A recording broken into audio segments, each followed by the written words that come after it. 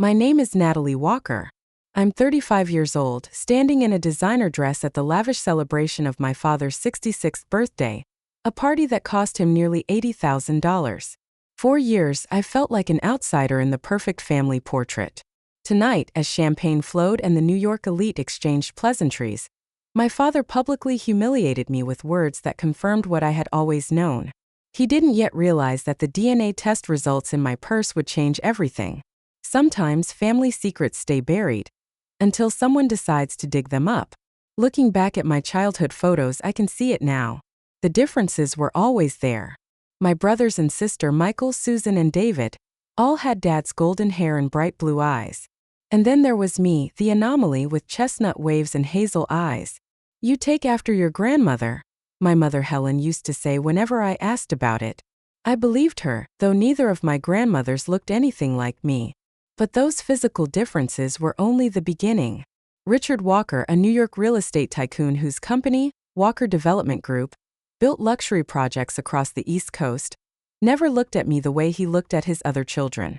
When Michael scored a goal at soccer, Richard lifted him onto his shoulders.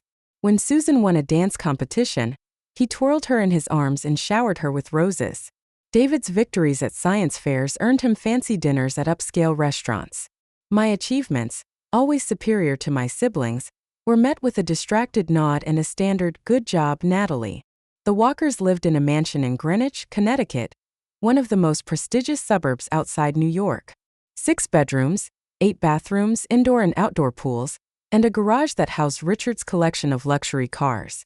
From the outside, we were the perfect American family, the successful father, elegant stay-at-home mother, and 4 gifted, beautiful children. Our Christmas cards were the envy of every neighbor.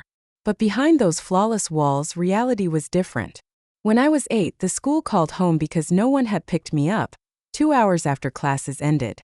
Richard had promised to get me that day but apparently forgot, due to an urgent business meeting.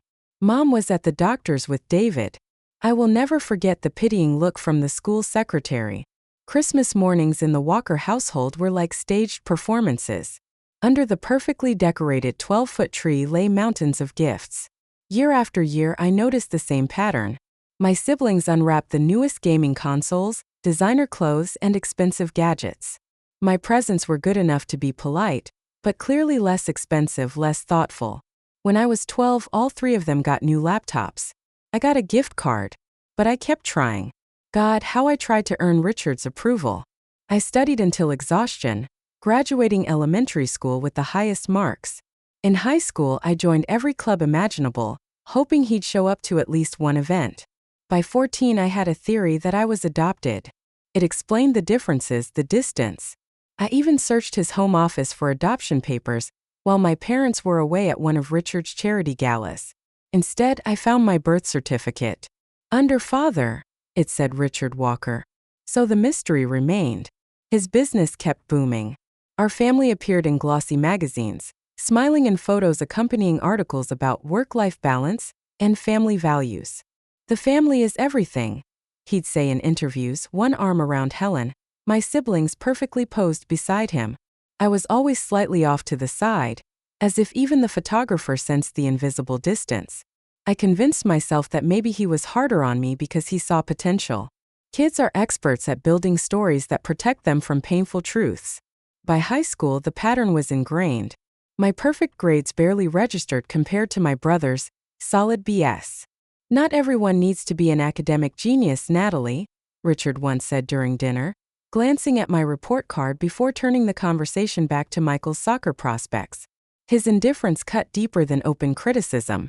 My 16th birthday was another painful milestone. The Walkers did sweet 16ths in grand style. Michael got a brand new car.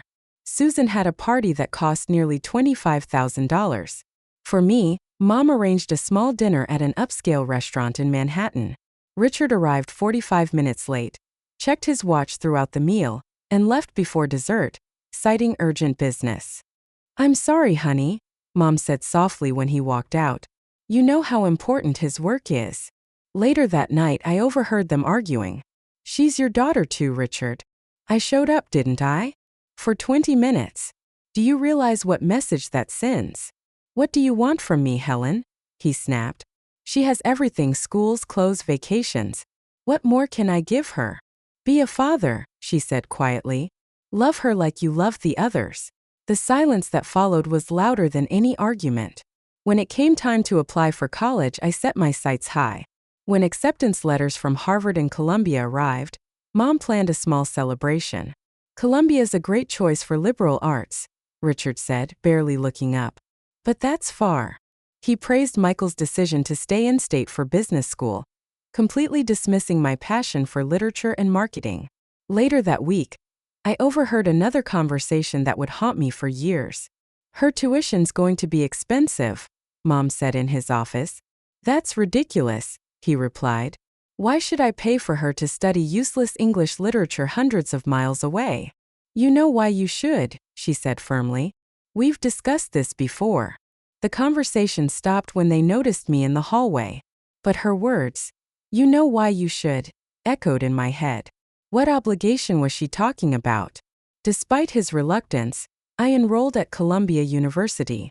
The distance brought peace, a relief from constant reminders that I was an outsider. After graduating with honors, I built my own career. Instead of using the Walker name, a name that opened every corporate door, I applied for jobs under my mother's maiden name. I need to know I can make it on my own, I told her. What I didn't say was that I'd rather struggle than succeed because of a man who couldn't love me. My first job was at a mid-sized marketing agency in New York. The pay barely covered rent and student loans, but it gave me something priceless: independence. I worked 80-hour weeks, took on every tough project, studied trends in my rare free moments. Within 2 years, I was promoted to account manager. By 29, Is he alive? Mom shook her head. He moved to California before you were born. I never told him. He died in 2015. Heart attack. The realization that my biological father had died without ever knowing I existed hit me harder than I expected. Please, Mom pleaded, squeezing my hand weakly. Don't tell anyone. Not yet. Not while I'm still fighting this illness. Despite the anger burning inside me over decades of deception, I couldn't deny her. The truth had waited 35 years. It could wait a few more months. 6 months later, Mom went into remission. Our family celebrated with a dinner, during which Richard announced plans for a grand party to celebrate his 66th birthday. Now that Elaine's doing better, he declared, it's time to truly celebrate life. I've rented the grand ballroom at the Metropole. Everyone who matters in New York will be there. 2 weeks before the extravagant event, Mom called me. I told him, she said simply. He knows you know. What did he say? I asked. There was a pause. He said it doesn't change anything. And he asked you not to mention it at his birthday party, for the family's sake. Of course. Even now, appearance mattered more than truth. Richard's reputation, our family's image, was sacred. Will you come to the party? Mom asked softly. I couldn't refuse her. I'll be there, I promised, though a plan was already forming in my head. It would be the last time I ever played a part in that family farce. The invitation arrived by courier. Heavy cream paper, embossed in gold. Are you sure you want to go? Andrew asked. I need to end this, I told him. Once and for all. For 35 years I'd felt like an outsider, wondering what was wrong with me. Now I knew it was never about me. It was his choice, his lie, his inability to love a child who wasn't biologically his. Andrew took my hand. I'll be right there no matter what you decide. Preparation was everything. I chose an emerald green evening gown that highlighted my chestnut hair, the one feature that had always set me apart from the blonde Hamilton clan. Then came the question of a gift. My brother Michael had casually mentioned that Dad had been eyeing a new Maybach, worth about $300,000. A perfect status symbol for Richard. I think I'll handle this one myself, I told him. The next day, I ordered the car and asked the dealer to attach a special note to the keys. From the daughter you chose not to love. The Metropole Ballroom was a showcase of wealth and power. Crystal chandeliers cast warm light over the tables while a string quartet played softly in the corner. Richard and my mother stood at the center of the room.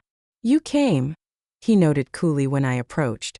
I wouldn't miss it, I replied in kind.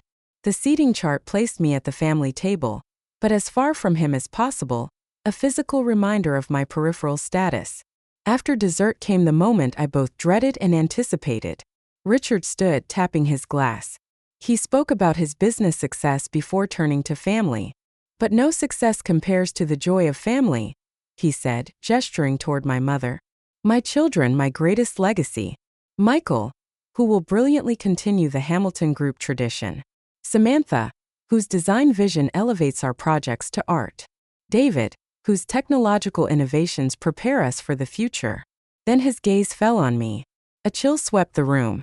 And Anna, he said, his tone noticeably colder, who chose her own path far from the family business. Another pause, then the words that changed everything. I'm proud of all my children except her. You never really fit in, did you, Anna? Silence filled the hall. Something inside me crystallized. 35 years of yearning for approval, for a love that should have been unconditional, condensed into one sharp, perfect moment of clarity. This man had just freed me from the last illusion that I owed him anything. I rose slowly. You're right, Richard, I said, my voice calm and steady. I never fit in. I used to think that was my fault. Now I see it was yours. I placed a sealed envelope on the table before him. DNA test results. You couldn't love me because every time you looked at me, you saw the truth you couldn't face. I may not have been your biological daughter, but I was still a child who deserved love, not 35 years of calculated indifference. Gasps rippled through the room. You chose this time and place to humiliate me in front of 300 guests, I continued. So let me return the favor. I lifted a small box. Your Maybach keys. But like your love, they'll remain out of reach. I closed the box and turned toward the exit. Andrew stepped beside me. Thank you all, I said to the stunned crowd, for the clarity this evening has brought. The truth really does set you free. And with that I walked away, car keys in hand, heart finally unburdened.